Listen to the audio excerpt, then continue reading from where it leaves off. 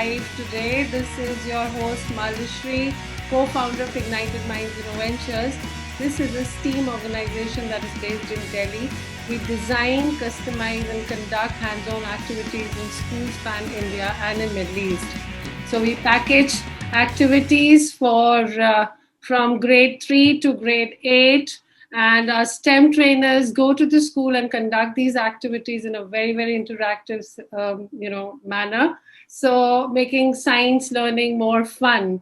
So also Ignited Minds has initiated, since the pandemic began, we started a webinar series called Reinventing Learning. Then we are on Samvaad, and there is another series that's going on, the Deca Quest, in which we connect with the top most education leaders, and we discuss on very pertinent, relevant topics which are transforming our education system presently. And not only due to the pandemic, due to NEP, there is a major churning that's going on within Indian education system. So we're connecting with global leaders, we're connecting with Indian leaders, and I'm really privileged to have on my screen, state and national awardees today.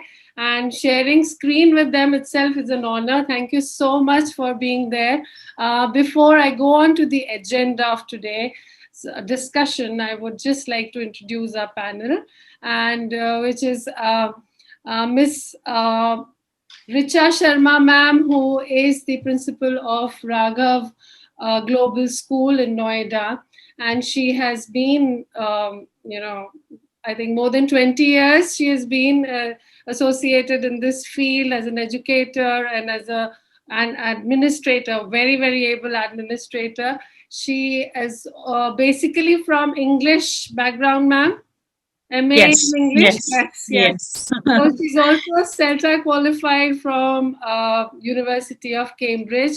She's attended various workshops conducted by IIM Ahmedabad and Harvard universities on leadership. So, ma'am, what is your core interest? Like, is it still teaching, or is it, still like administration? Do you enjoy, or you still love that, teaching part of it? I think till I die, I'll be a die-hard teacher. Teaching is something that I'm very So, passionate about. And this is something which, I mean, I started my career into education. So that was by choice. So I would say oh, teaching is my love passion. it. Okay. And then comes leadership and management. Naturally. Yeah, so as you grow, you have to take the administration part. So, ma'am, you Yes. also have been a governing body member of Samagra Shiksha, which is a Government of India initiative. So, what is that exactly? Does it do? Like, I was the member of the Samagra Shiksha for 2020, and this was an initiative by the government of Delhi, keeping in mind that we were working for a project for children with special needs, because I was heading a school where we had 450 children with special needs. So I was representing that section in the governing body, that how we can work towards bringing inclusive setup in all the schools in Delhi. that's brilliant. That's absolutely fantastic, ma'am. Next on the panel, we have Mr. Sanjay Yadav, sir, who has more than 30 years of teaching and administration experience. He's the principal of Alcon International School in Mayur Vihar. And had I been born maybe 4 or 5 years, later, he would have taught me physics in my 12th in Mother's International School. So, sir is actually a guru, and Sir has worked with a lot of schools of international and national repute. He moved to DPS in Middle East later after Mothers International, and a core physics person. He has been taught by teachers who have moved on to become scientists in ISRO. And obviously, he's inspired, highly inspired by our late President, Revered Dr. APJ Abdul Kalam. Sir, absolutely the same thing. That's why we call our organization Ignited Minds. He's an inspiration to so many of us. It's like igniting young minds is our core, initiative. Sir has done his management studies from Harvard School of Education. He writes articles on parenting, which I'll definitely be needing, sir. Please post me some. And sir also writes a lot about popularizing science among children. So that's a brilliant way of kind of, connecting with the kids in layman's language when you make it a little easier for them to understand. Like when I met him, he was telling me that 1 Newton cannot be explained by definition. So he made a very, very easy way out of how to do it, and I was really impressed. So I need 2 3 physics sessions from you still after working in Ignited Minds.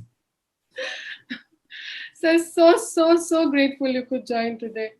uh, Next on the panel, we have Nidhi Tiwari ma'am. Nidhi Tiwari ma'am is the principal of Ridge Valley School in Gurugram, and she has spent more than 20 years in this field now. And under the major mentorship of Amita ma'am, who is another stalwart in the field of education, ma'am's core subjects, I think, are, pedagogical transformations and new initiatives that we take during classroom teaching, and then curriculum designing. Also, she's a national awardee. Ma'am she has already conducted several workshops on cyber security, cyber safety, and also on capacity building. I think recently only, ma'am, you have designed a curriculum with the educators, CBSC new. Yes. It's a new subject that's Yeah. called digital Yes, citizenship, right? exactly. So, ma'am, could you Exactly. please elaborate on this? So it is a new skill-based subject which is recently launched by CBSE by the name of Digital Citizenship, Okay. and it is a very interesting, set of activities, some content which we have designed together with a group of principals and educators across India, which can be implemented by schools for middle school children and from classes 5 onwards, and it can be taught by any stream of teachers. It's not only the tech teachers who can teach, but basically it is the detailed discussion and making children aware of what is a digital citizenship, how to be cyber safe, what is ethical hacking, how do you come to know whether you've been trolled, or what is internet trolling. So these are certain points and chapters that we have taken: cyber safety, cyber ethics, what are the kind of digital etiquettes that a child must follow while he's interacting or while he's working on social media, because technology for that matter has taken a part and parcel of our life. It has become a very important component. So it's important that we educate children as to how to use technology in an ethical manner. True, true. And there are very nice activities and project works that are there. It's not basically the content, it is just some links, some videos, a very easy and a simple methodology that we have used and created this curriculum which can be very nicely implemented in schools across. That's brilliant, ma'am. Coming back to Sanjay sir, just one moment. I think Dimple ma'am has some issue at home, so she might come and go a little while. She has ailing father-in-law, so some emergency came up. So Sanjay sir, आप अभी भी physics पढ़ाने में do you enjoy, or is it the management part? You're asking like whether I still enjoy breathing? Oh. That's beautiful. The only difference which I feel is that yes, physics is not taught as a subject. Rather, I have always been teaching science as a way of life. True. And when we talk about science as a way of life, when we talk about scientific temperament, which happens to be a fundamental right according to our citizen, our constitution also. So we just need to develop that logical thinking. And I start asking very, very simple questions with children, and I tell them that, all right, this is something which convinced me.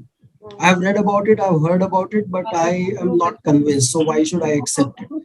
Before they could ask you us didn't this, take my viva, sir. So the best way is to actually put them in forefront, that let them come up with the logic, and then gradually you develop, okay, what about thinking about it like this? So you just give them the direction, but wait for the answers, because generally we teachers have a tendency Very that when we beautiful. have knowledge, we want to just give it. Obviously, that's the pure sense is giving, but then that giving is not developing that critical thinking among the children. That problem solving is not being developed. So why not to just create the situation, leave it, and it's always more difficult to take a back seat. Absolutely, Giving them sir. the This leading. is what we are going to be discussing today, totally, totally today.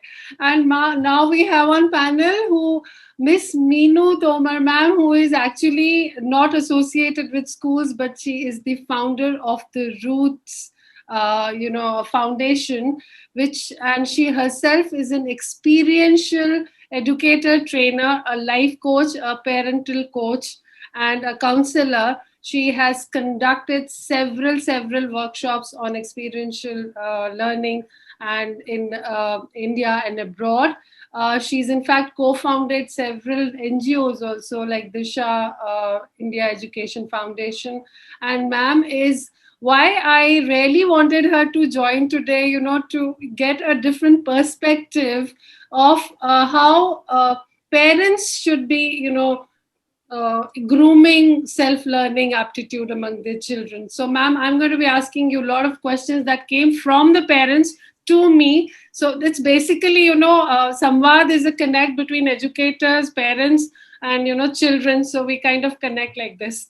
So, Sure, sure. uh, can I, since Dimple Murray, ma'am, would may be joining later, I would like to introduce her a little late. So the agenda. Uh, So, Dimple ma'am, uh, you there? yeah, I am there. I'm Oh, very, great. Oh, I can't see you. I'm so sorry. I really didn't see you, ma'am. The video was I'm off, there. I think. Yeah. So, Dimple Puri, ma'am, is the principal of Seth MR Jaipuria School in Greater Noida. And she is also a winner of several awards on inclusivity. She's worked with, she's associated with SDG, Chopal, on working on extensively on sustainable development, and her core interests lie in different pedagogical styles, trying them out in the classroom, and also one very important thing, which is self-assessment.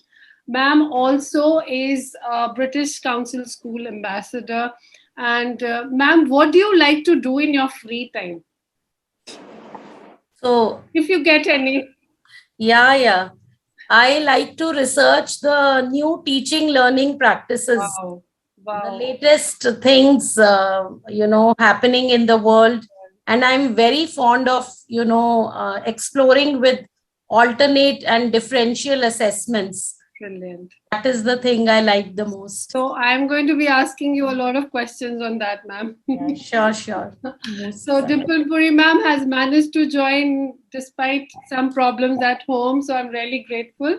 So the agenda today we would like to discuss is we basically want a generation of self-learners now.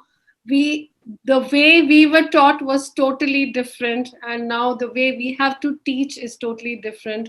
Probably what jobs exist now will not be existing in next 20 years. And uh, we all know that self-learning has to be a life skill for children now. You can't teach a 1 year old to walk. You have to create an atmosphere for that child to move on.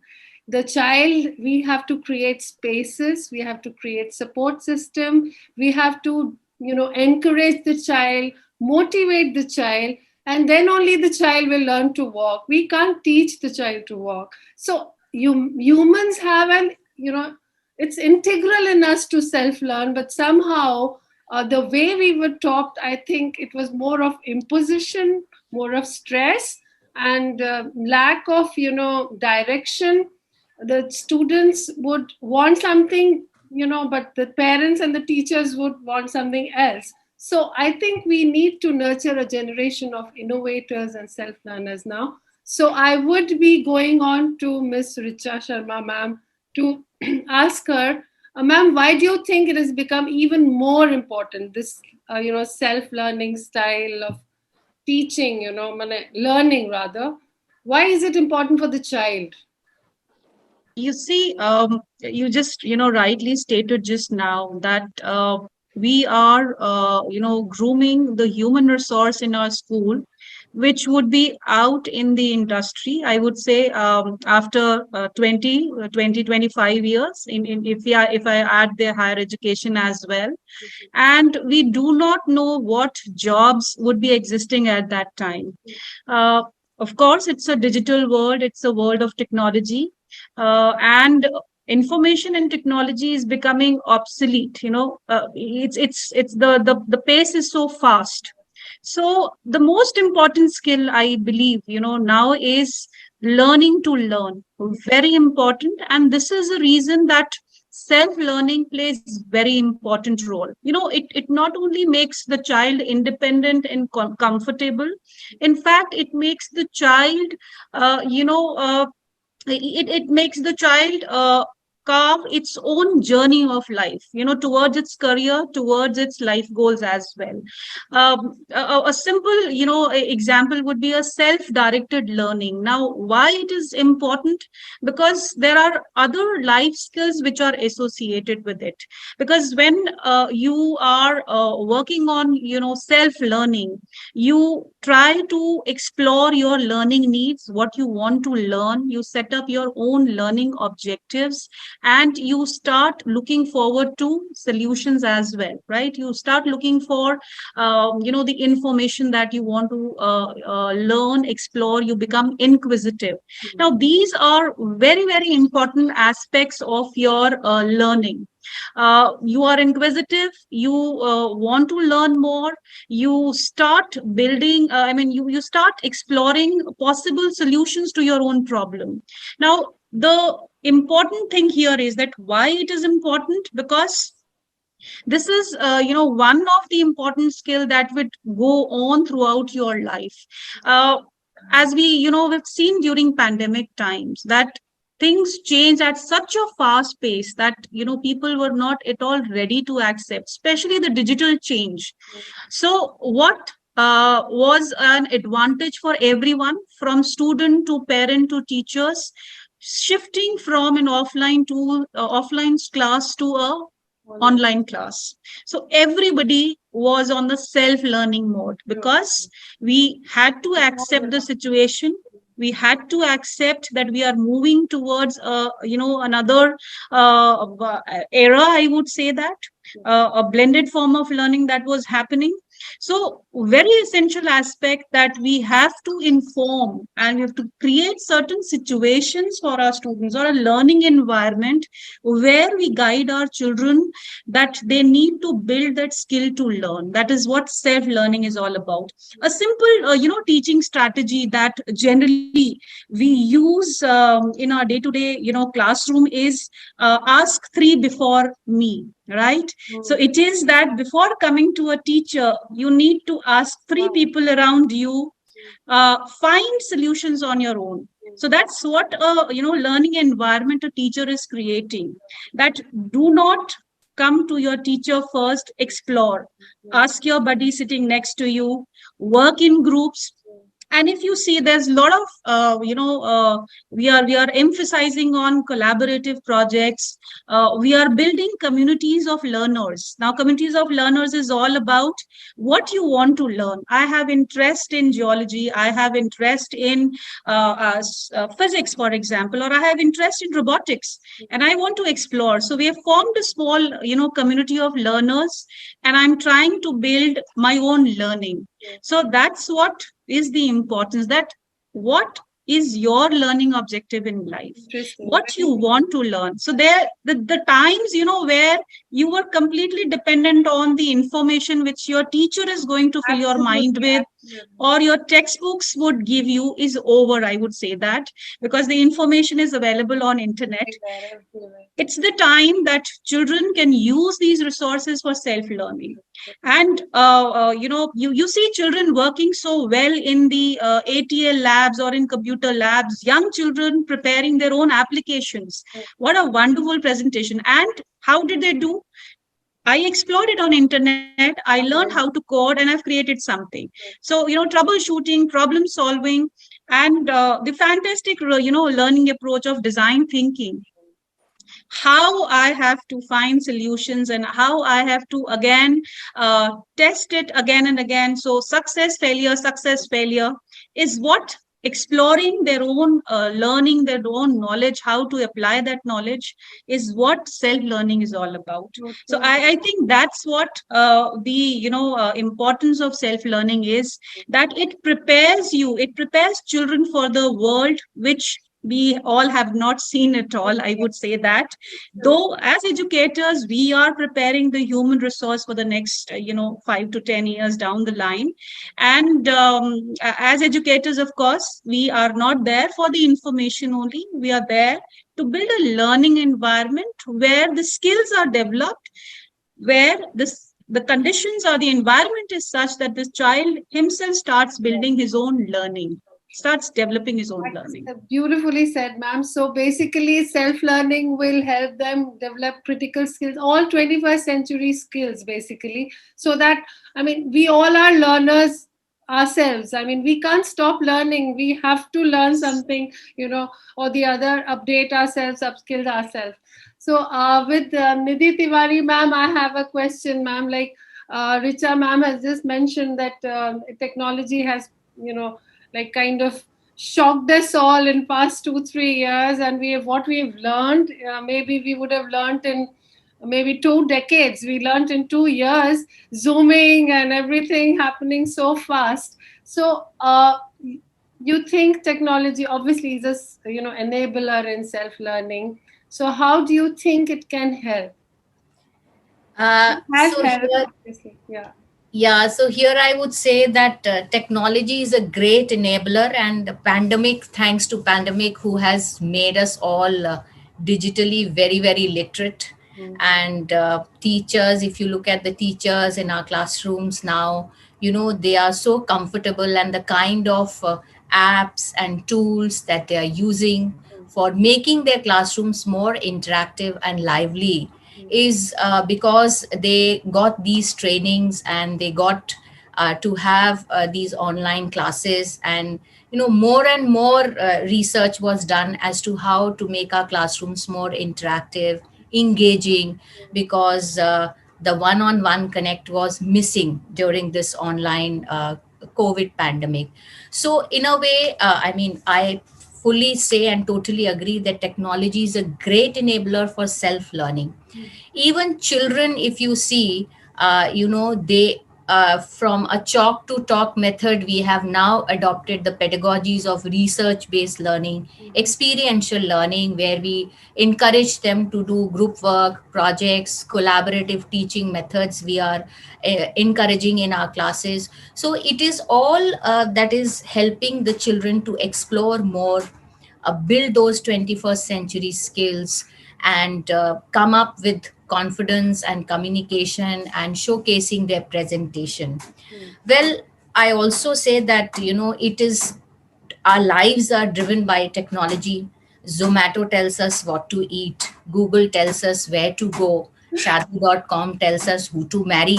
So everything is based on these algorithms I and wish we data. had it that time also. Yes. So it's like, our life is driven by data, algorithm, and everything. But with this, I also say, and I also reiterate this, that technology has to be used as a tool for learning, for exploration, for collaboration, and for research. It cannot be a replacement of that peer to peer connect. It cannot be a replacement of a teacher in a classroom. But of course, teachers now also have to have another role.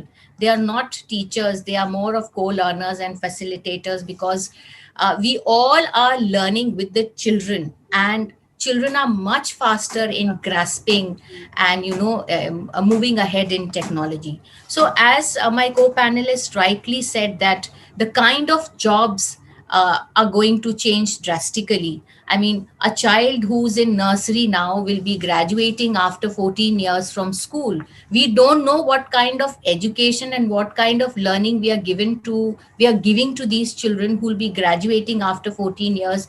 Pandemic has changed everything in 2 years time. I mean, what do we assume that will happen after 14 years? So it's the technology which is helping us research and explore, and these children are entering a VUCA world which is so complex, so volatile, so ambiguous. So as facilitators, as educators, it is very imperative for all of us to have that pace, to keep that pace on for educating our children in terms of technology.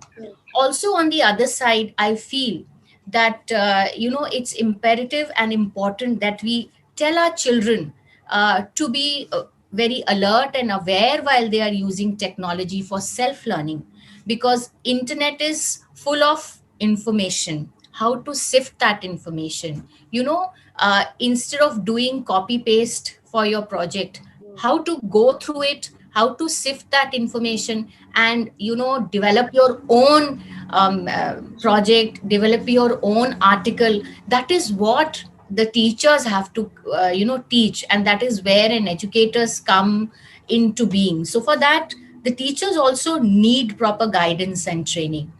And as I said, I just we were in a part of a committee developing these digital citizenship curriculum. So I just tell my friends and colleagues and my students, we all know that citizenship is about rights and responsibilities. So when you are using technology, what are your rights and what are your responsibility? It is very important for us to impart and educate our children about those rights and responsibilities. I'm What is getting what you plagiarism? mean. I mean, this is important, ma'am, because I think as parents also we would love to have Yes, this.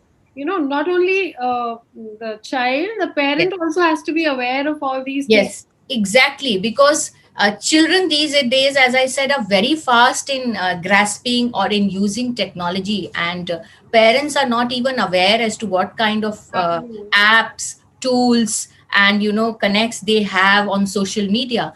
So it's important for us as educators to educate our children in terms of using this technology in a very ethical manner, in a very safe and a secure manner, because everything is there on Google, everything is there on internet. But as I said, using that ethically, you want to become a hacker, but you have to become a hacker for a good. You Yeah. need to become a hacker for ethics. You need to have a profession of ethical hacker. So this is where schools play an important role Right. to educate children as to how use technology with ethics, not to follow those cyber security rules, what is privacy, where to share the data, where not to share the information. So I say that yes, we cannot live without technology. We have to work with it, we have to live with it. But on the other side, it's important that we start educating our youngs how to use technology in a very effective, secure, and a safe manner. Even our parents, for that matter, they need some orientation, they need some sessions, maybe together or in PTM, where we can discuss as to what is a safe use of internet, how to monitor, how to guide children, how to counsel children. So I feel it's very important that we do this, because it also brings a lot of distraction, it also brings So a I lot of coming to that question, competition. ma'am. That's a big major problem in self-learning. Even when we are learning, we kind of keep switching to social media quite often, to be very, Yes, very honest. So yes. I'll come back to that question later. With Sanjay sir, I wanted to ask that. So you've been mentor to so many educators, and they're in the process of becoming heads of schools now. So sir, how can educators create an atmosphere of self-learning in the classrooms? How can they motivate? I mean, what are the strategies they can use, to initiate, like the one you said? We had one, uh, a beautiful teacher, professor in my MSc microbiology, Hajela sir, he would wait for us for an answer for 45 minutes. And the answer would come from us, one after another and after another. So this is what I use in Ignited Minds also. We just give clues and patience and patience. He would just sit like this and wait. So one example sir has already given, like patience, So what other strategies can be used? So let's try think of reading a beautiful story. And you're not aware of the meanings of the words used in it. Right. Will you be able to enjoy it? It's obvious you will be struggling either to find the meaning and correlate with what is the actual sense it is making. So this is first thing when we start educating children, we use, I'm purely going to go by the structured knowledge system that we introduce them to what. What is, I call it as kind of building the vocabulary. True. And in any subject, in any field, in any aspect, it can happen. That what is it? What is it used for? And then obviously how? Again, correlating it with the scientific sequence of things. But what is most significant is connecting children with why. When we are talking about self-learning, be it in physical classroom or in virtual classroom or in life, until and unless we are able to connect them with the core value that why should we do this? What is its relevance? And a logical mind of the child who has 110, you may call it distractions or exposures or whatever attracts the mind of the child, what is required is to build that connection. To build that connection with why, to establish its relevance that yes, if you do this, this is how it is going to directly relate to your life experience. We can always deliberate and we can always try to find the perspective of children that why education? Most valid question of all times. And as educators, as Einstein used to always say that the questions will remain same, but the answers will keep different. So now what was our perception when we were talked about why education? Why were we asked to study or learn or get educated, and why today's child is being motivated to get educated? That perception is different.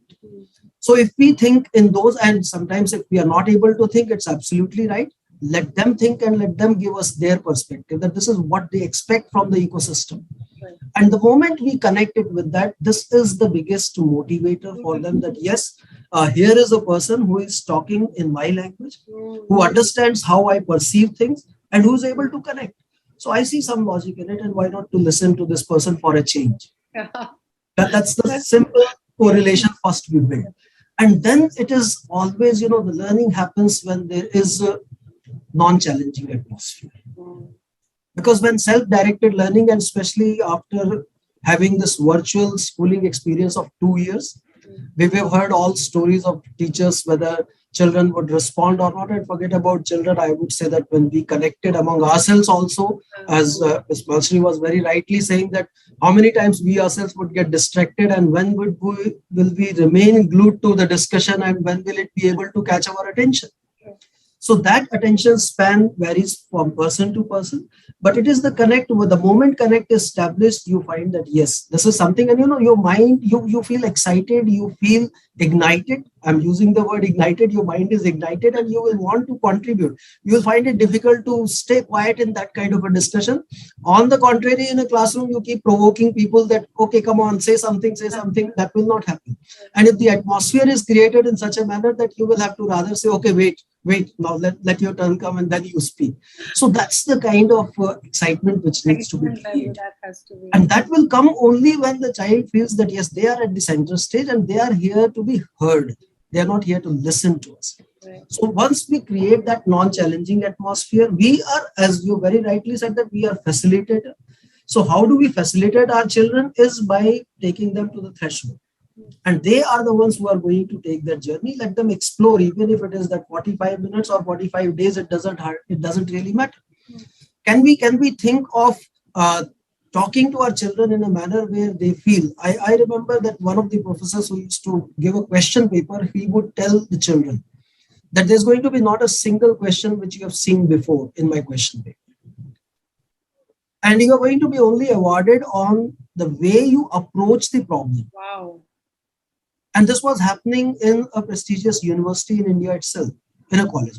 And the best thing was the children, they were so comfortable. They would say that before any other examination, let me mug up and go and rewrite something in examination. That's what going to fetch me marks.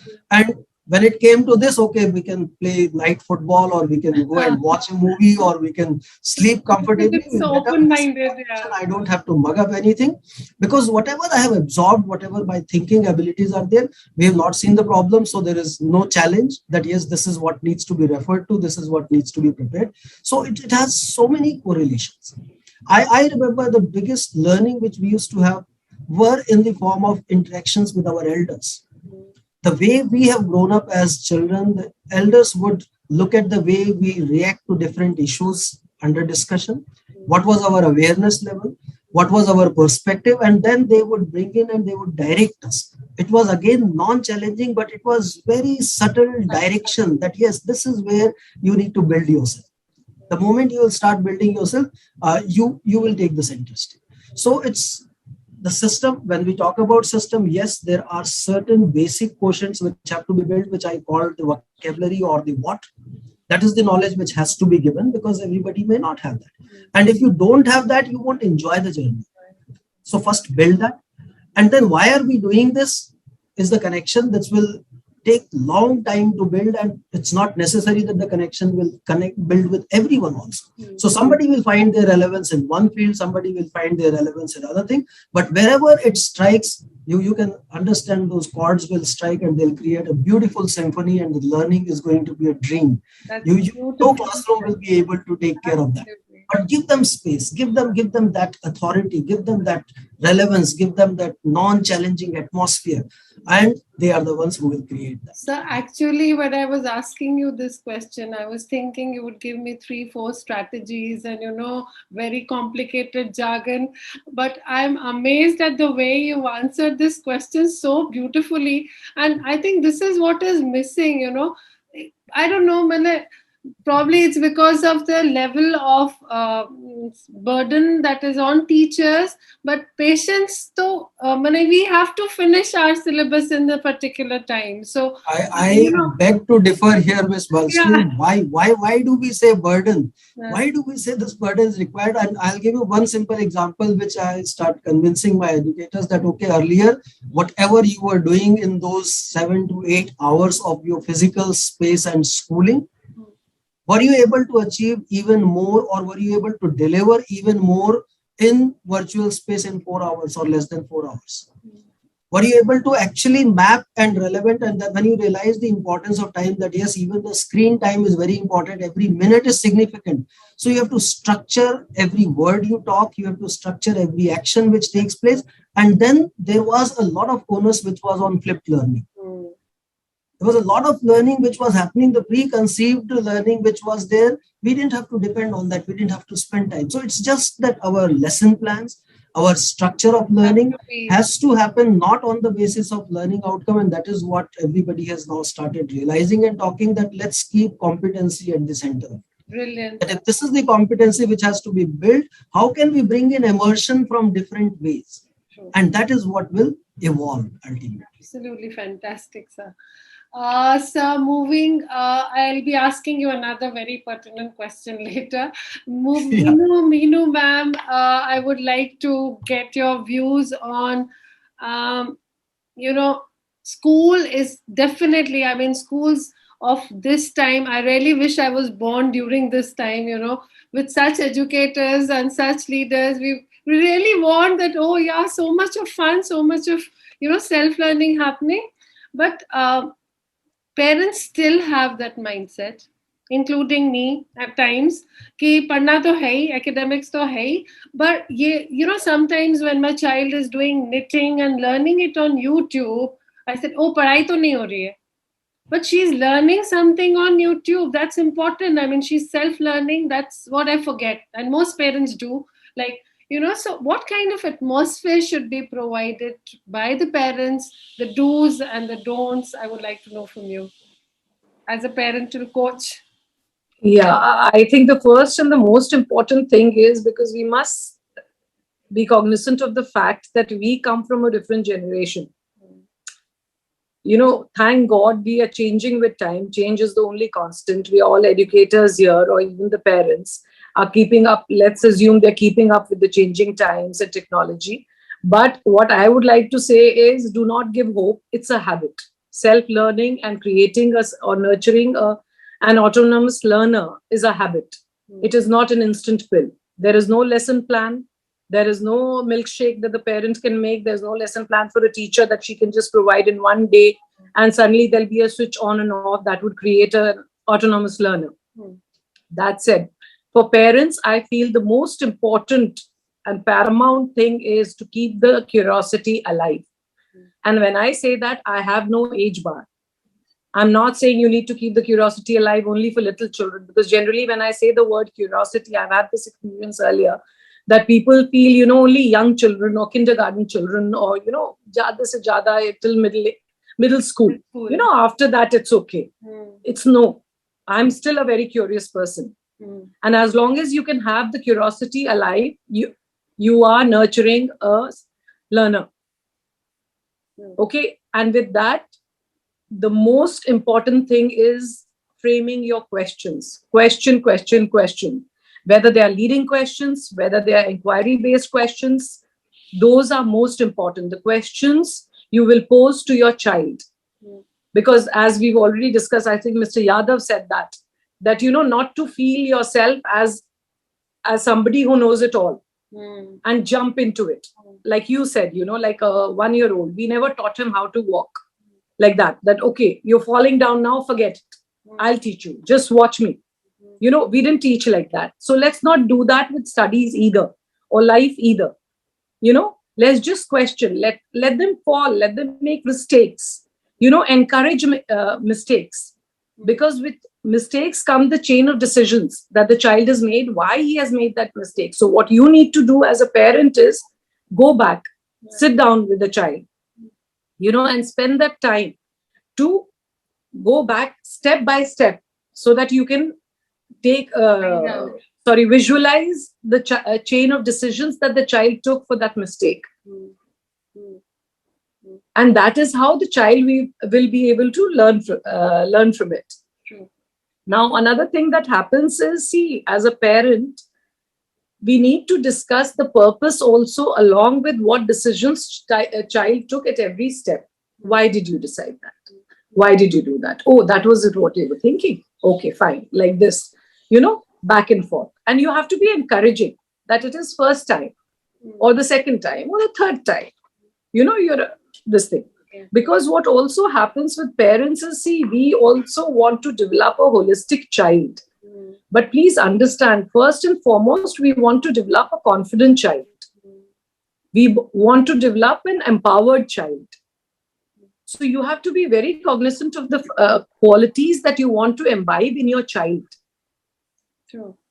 Because those are the qualities that you need to focus on. If the child has made a mistake, but see how persistent you were. You went back, you did that step, and you came forth. You tried 3 times, you tried 4 times, you had the courage. You're so nervous on the stage, but you had the courage. When your teacher offered you took it up. You know? So you need to focus on the qualities that you want to bring up in a child and lead from there. Focus from there. So Another thing. Yeah, sorry. Yeah. No, please ask. No, Go ahead. Encouragement and motivation is one thing that parents should be doing. And, yes. You know, so a very important thing that comes to my mind is a lot of comparison that goes on, you know, in parents. I'll talk to you about that later, but you please go on. Huh? Yeah, with that, I just want to clarify one point that I think parents are, as compared to my parents at least, or my grandparents, parents are immensely encouraging nowadays. And sometimes they encourage for the wrong reasons. Let us be honest in our praises. Because he's a child. You know, it's like raw clay, soft clay, you're molding. If you do not tell the child where he's faulting, he will not know it. Suddenly, when he's a teenager, everything is wrong. And he's wondering, you have a confused child, because till now it used to be okay when I used to talk like this. It's not overnight that a child becomes an adult or a baby becomes a teenager. No, it takes time. It takes nurturing. So please be persistent and please be regular with your commendations, with your praises, okay, with your questions, with whatever you want to grow in that child. And also realize, whatever you might do, the child is unique. He's a being in himself. Please leave that space for him to be. Some children are courageous, some children are persistent, some children are more of this, not this, but more of this or less of that. That is okay. Be okay with that. And I think most important thing after this is setting boundaries. Teach your child early in life to set boundaries by setting your own boundaries. Because if in today's day and age, also when I see a lot of my friends, even when they have kids and everything, there is boundaries is a big issue. Like suppose the mom is working, she's a Supreme Court lawyer or something, and the child just walks in. She's got a meeting, she's on a panel on TV and all that, and the child just walks in. Because you always given him or her the impression that you are the most important thing in my life, which is not wrong. He or she is. But also set those professional boundaries with your child. Set those your own self-time boundaries with your child. This is mama's time. This is papa's time. And this is your time. Like that. So later on in life, when he or she is met with work pressure, family pressure, they will be cognizant of the fact that, there's something called boundaries. Okay. Things don't have to inflow from everywhere. They don't have to get in from all nooks and corners in your life. You can set boundaries, and he or she will respect others for their boundaries. So that is very important. So I'm sure praise, but not too much and not wrongly, and set limits and boundaries. And of course, yes. Motivation has to be there. Dimple ma'am. Sorry. Can I add one thing? Yeah, sure, ma'am. Even for motivation and praise, it has to be authentic and honest. Yeah. We need to imbibe that. Yeah, true. And be a friendly parent, not a friend. They have friends. They have friends. They need a mentor or a guide. Also, yes. Yeah, they need a guide. So with Dimple ma'am, I would like to ask, ma'am, what are the flexible strategies that can be used by educators, again, coming to that, to make them self-learners? Thank you, Malshri ma'am, for the question. And here I would like to discuss the case study and the kind of educational experiences I had undertaken in my school during the COVID-19 pandemic. So the COVID-19 pandemic has left two novel shifts in how we school our children. As you know, we all know that we are preparing our children for an unknown, unseen, and unpredictable future that requires problem solving and innovative thinking. So I actually experimented certain things as a part of self-directed learning, and thereby I wrote an educational article and published in EduTalks. So what I thought was that the underlying rationale behind the self-directed learning is that students are better able to learn when they take the ownership or when their learning is self-directed. True. This can be achieved by changing the mindset of our teachers to recalibrate our ideals to value our children's initiatives with constant support and motivation from both parents and children. So the current scenario is that the art of self-learning is a vital but neglected skill in the current educational scenario. So what I have done, I would just like to share with you all that the objective is to elaborate on the practices of self-directed learning. I administered this self-directed learning amongst a group of middle school students, because I find that we can administer flexibility in this group very much. And so for this, let me share with you that what is self-directed learning. It is an instructional strategy where the students, with the guidance from the teacher, decides what and how they will learn. It can be done individually or with group learning, but the overall concept is that the students take ownership of their learning. In STL, the individual takes the initiative and the responsibility for what occurs. The students select, manage, and assess their own learning activities, which can be pursued at any time, at any place, and through any means, and with any age group. But there are some barriers. So the barriers are that, are the students enjoying the learning experiences? Are they learning according to their preferred learning styles? Are they making efforts to overcome the hurdles in the path of learning? So what is the role of a teacher at this stage? The role of a teacher is, as Nidhi ma'am said, the teacher is just now a facilitator. Our role is of a mobilizer, a navigator, a broadcaster. So the methodology, what I followed was that I devised an STL program, and it is based upon the model that aims and providing a streamlined and need-based learning experience to the students. And it can be dipped into for suggestions from the students of what needs to be thought about or considered at a particular stage of planning or designing a self-directed learning program. So it has the following steps. The first step is early identification and diagnostic tests.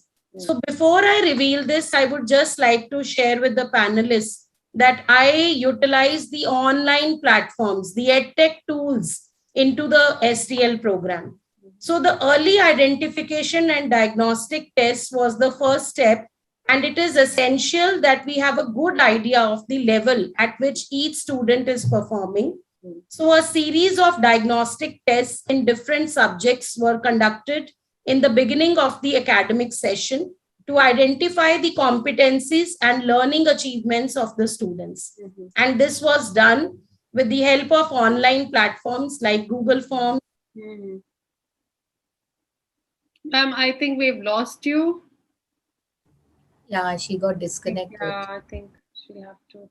Ma'am, quickly, I would like her to continue a little later. I would ask Richa ma'am a simple question. Ma'am, how important, how can educators themselves upskill themselves now? I think the disruptive technology that we had seen during the pandemic time itself answers the query. Very essential aspect. First of all, please explore your learning needs. I think very important. It's something which all the teachers need to reflect upon. What are your own learning needs? The pedagogical strategies, the learning strategies that you would like to explore, and the web. I would say the web world is full of information. You have a lot of platforms nowadays. Apart from what CBSE or the Ministry of Education has taken the initiative of bringing the teachers development program right at your not even doorstep, your window actually. And now you have a long list of workshops, professional development programs, and the topics are there. All you have to do is analysis, what you want to learn about, and most important thing, how are you going to bring that learning into your classroom? Very essential aspect. So MOOCs, I would say that a lot of certifications, free of cost, everything is available there. It's now your will to learn. And as you know, my co-panelist just said, we are no more teachers, we are no more educators, we are co-partners, I would say that. Teachers as partners in learning. So when you are partner in learning with your students, I think we need to have that reflection time on which certificate course from an international university, from CBSE, from a state government, NCRT, SCRT. It's all now on your windows. So you need to. We don't have any vacations now. Educators are upskilling themselves during. I think if you are very passionate about education and teaching, of course you are a 24/7 educator, and you do not lose a single minute or a second to learn something new.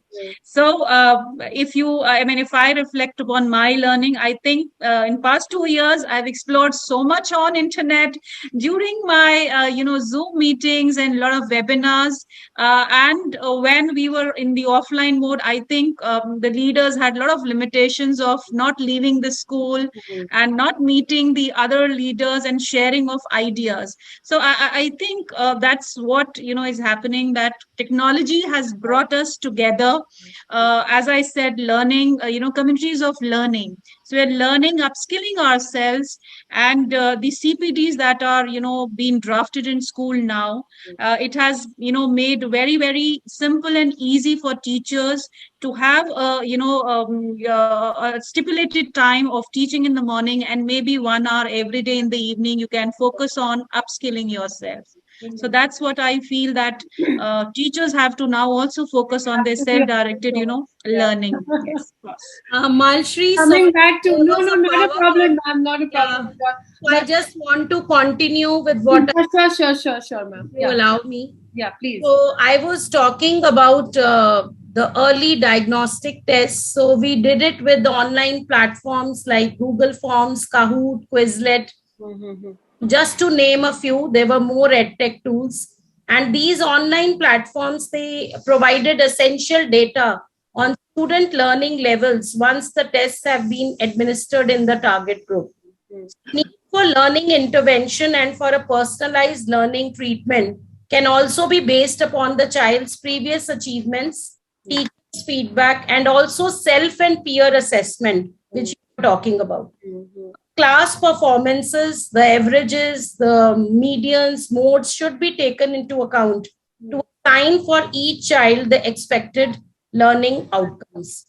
The second step was that once the target group has been identified based upon the result of these diagnostic tests, an introductory session was conducted with the students, acquainting them about the nuances of self-directed learning, its benefits in improving their performance.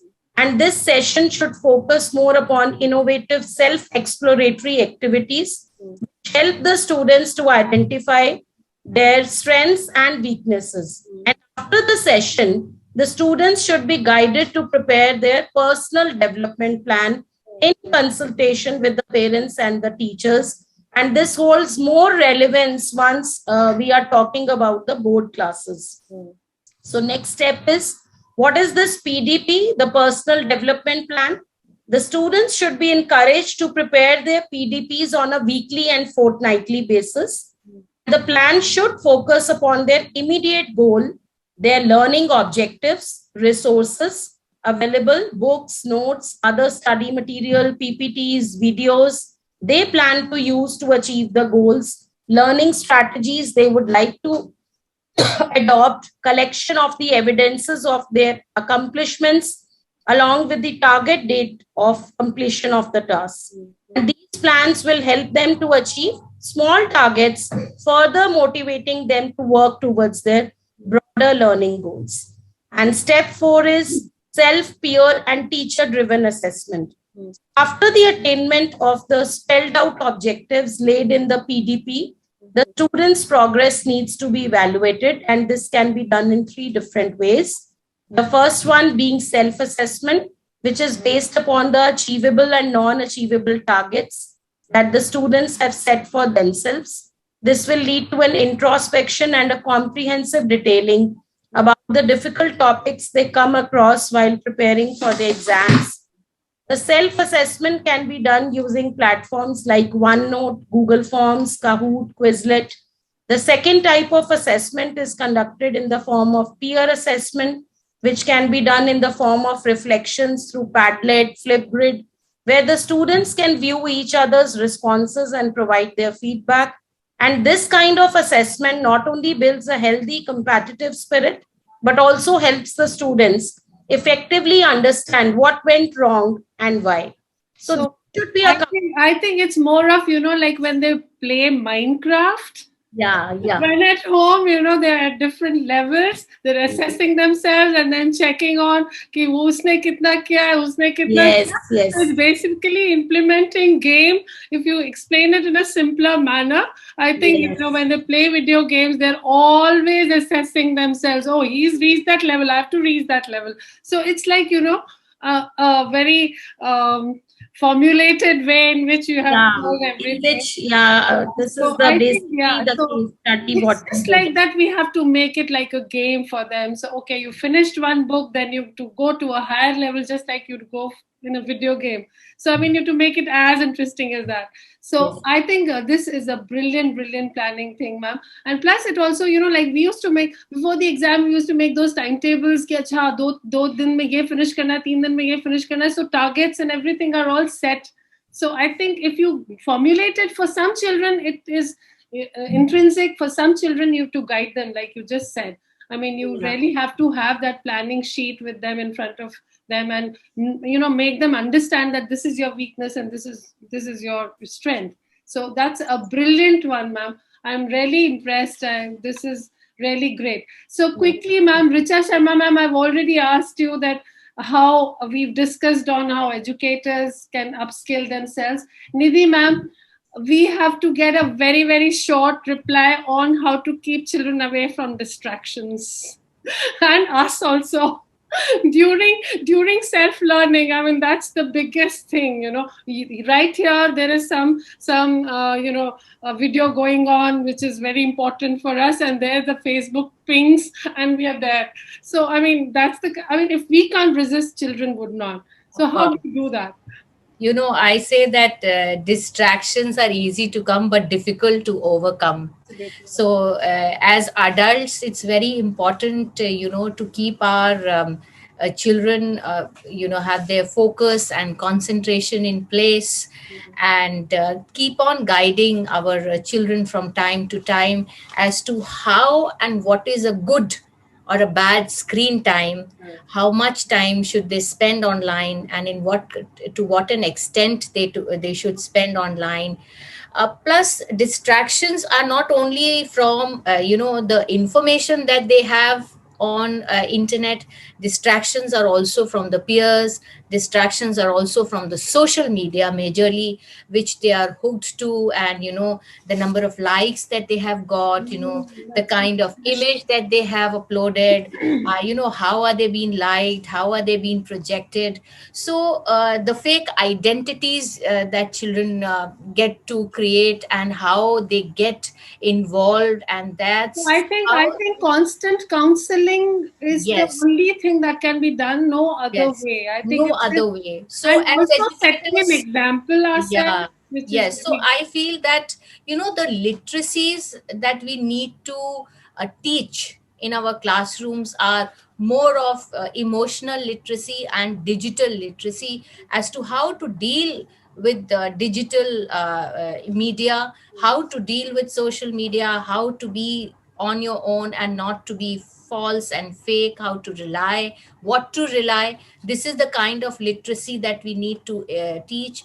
And then the emotional literacy, because whatever said and done, they're children, as my co-parent said, setting up boundaries. So parents, stakeholders have to come together to have those boundaries set for our children, that to what an extent, what point of time they need to use online tools, and to what an extent when they should switch off their notifications. They need to keep their mobiles and screens away while they are studying, or to what is the hour number of hour and minutes being given to be online and play. There are a lot many online gaming zones that have come up, and the kind of distractions that are creating, and these distractions are leading to a lot of socio and emotional problems with the children. So regular counseling, regular interactions, and regular well-being sessions need to be done for children as well as for parents to keep them update regarding the effective use of technology and keep away from these distractions, I feel. Absolutely. Right, because it is going to stay on, it is going to increase. We need to teach our children how Self-control to, is one thing they need to be yes, taught, yes. And I feel, a lot of inculcation of mindfulness, yoga and exercise, breathing, all this needs to be a part of our daily schedule in schools, because brain gym, all this has to be done by the teachers on a regular basis in the classroom, so that they don't have those issues of losing concentration, losing the focus, getting anxious. This is what we are noticing these days after they have come back from the pandemic. They're not able to sit, they are not able to interact, because 2 years they were all online. The screen time was too much, and because of which these issues are cropping up. So as educators now, we need to work on their socio emotional well-being, which is very, very important. That's true. Thank you so much, Can ma'am. I suggest something, Malishri? Sure, There ma'am. was this movie on Netflix that I had watched, Social Dilemma. Huh? I would really recommend every parent to watch that, every teacher, every parent, every child to watch that movie. That's interesting. How internet actually works and algorithms are formed. Are they working basis and basing you and showing you those prompts and pop-ups? What's it called, ma'am? Could you please repeat? Social Dilemma. It's on Netflix. Sure, ma'am. Yeah. That's Just that. put that on. I'll definitely. People watching us on Facebook would love to see this. Sanjay sir, I would, since you're so much into, you've just attended a CBSE's workshop before, but you've conducted and you've been a part of it. So I would just like to ask you, sir, how do you make students future ready? In the sense that, is it okay if the 10th class child is doing a course on some upskilling course on Coursera or some free, platform, Khan Academy for that matter? I mean, anything. So, is it going to help them in their future, build their future? Should we encourage them? Is it okay? A lot of parents are asking me, if you're making them future ready, they need to upskill themselves. But is board time a good time to do that?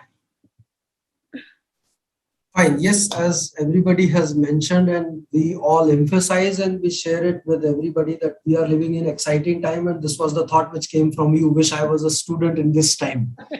Because there is immense opportunity, and it has broken all boundaries for that matter.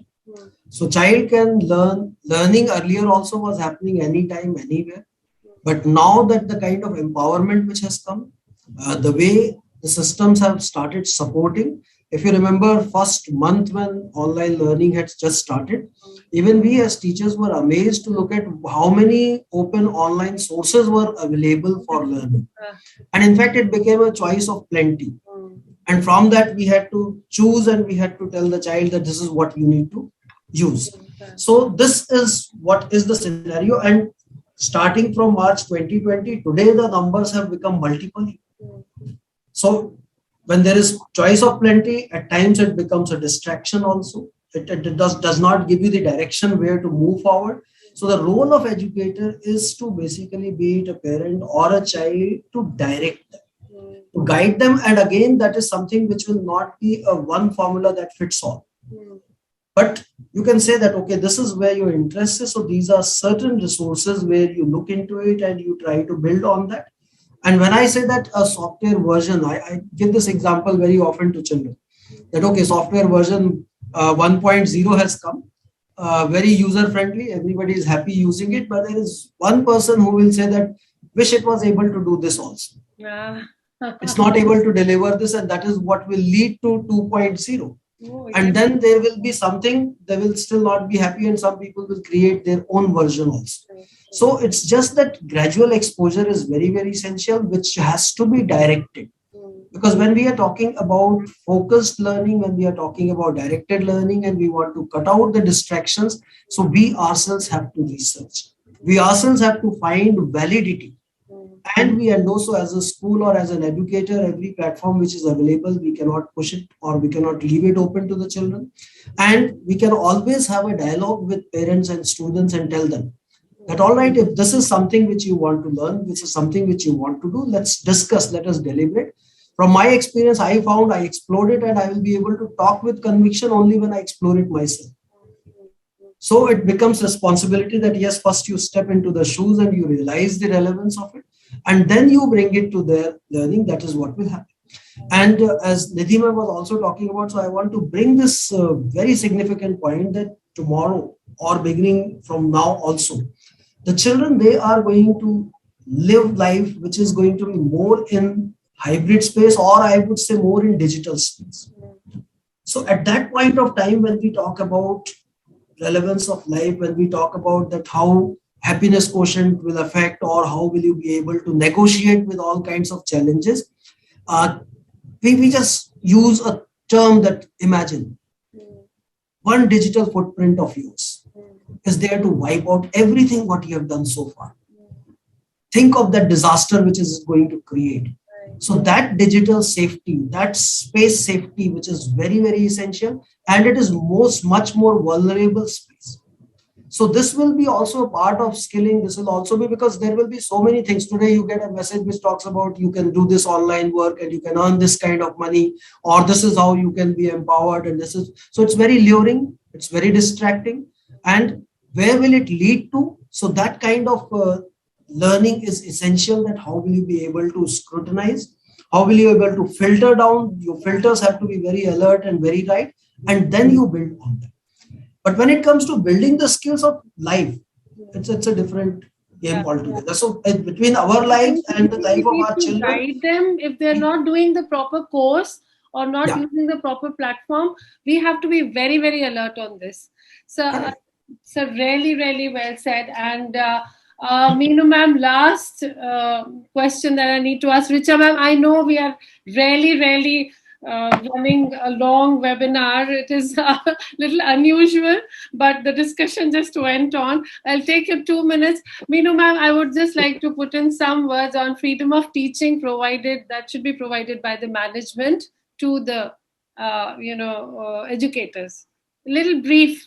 I'm sure you want your tea, coffee, and you want to relax. I'm sorry, Richa. Keep you. Yeah, Meenu ma'am, just 2-3 lines on this, please. Okay. I feel very passionately, because I've been a teacher about this. So I'll summarize it as much as I can, but I feel you can't create something you want. So when you say you want to create an environment for teachers to be encourage children to be autonomous learners, you also need to create autonomous learning teachers, life learners and teachers. So you need to build capacity. And when we generally have PDs, it's of course, there's an exception to every rule. I'm just talking of this thing, that capacity building, when we create, it has to be a holistic capacity building. You have to have SMART goals. As educators and principals and this thing, we all know what SMART goals are. But just for the audience, it's basically simple, measurable, attainable, specific, and time-based goals. You need to have that. Your lesson plans have to be like that. Your assessments to be like that. Like Dimple has already shared about assessments. Okay, and your portfolio managements have to be like that. And everything has to be 3-led. It can't be suddenly assessments are 3-led, self, peer, and educator, whereas your lesson plans aren't, or your portfolios aren't. It has to go all in hand. Okay, and second thing is also follow through. Whatever the professional development the educators go through, there has to be a follow through. The way I said for parents, same things for educators. We have to treat them like children. Okay, there has to be a coach or a mentor or a guide who will do the hand holding for them. There has to be a professional development plan for them. Okay, where there has to be a constructive feedback, where again, they have to assess themselves, the coach has to assess them, and they have to sit together and make a professional development plan so that they feel encouraged. When I come to personal, I think school has to be a very, very happy place for the teachers, because we need to understand they are carrying burdens, not only both their shoulders, but their entire backs are full of it. Okay, so just before the school starts, if we can have a 15 minutes of relaxation space, whether it's music, whether it's tea, coffee, whatever it is, whatever fits the bill. You know, yeah, it is just a place to assimilate your thoughts. You had a bad morning, you had a long journey, you were driving, you met with somebody who was not great at driving. Okay, so all that. So basically to assimilate yourself. And same is before leaving the school, a downtime. You know, 10 minutes of downtime. Yeah. And I cannot, last but not the least, there has to be data. So teachers should be encouraged to collect data, authentic data again, same honesty, authenticity has to be the core of every process. So we have to have data, we need to go through with it and follow through and practice and practice and practice. Thank you so much, ma'am. Nidhi ma'am, Aminu ma'am, and Richa ma'am already has a meeting at 7. I'm so sorry to keep you. Sanjay sir, you have already done a webinar and you joined this. I'm really grateful, but it had really brilliant takeaways. I'm really thankful. Dimple Puri ma'am had to leave because she had some urgent problem. So I'm really thankful to all of you. Please have your tea and coffee, and we are definitely going to meet very, very soon. Thank you so much for a brilliant session. Thank you. Thank Yeah, you. Thank you so much, Thank you. Manushree. Thank Thank you so all my much. co-panelists. It was a pleasure meeting all of you. Thank you Yeah, so same much. here. Same here. Thank you Pleasure. so much. Thank you, Miss I Rita. think great Thank you, learning very good experience evening. as well. Bye. Thank you. Thank you. Bye-bye. Have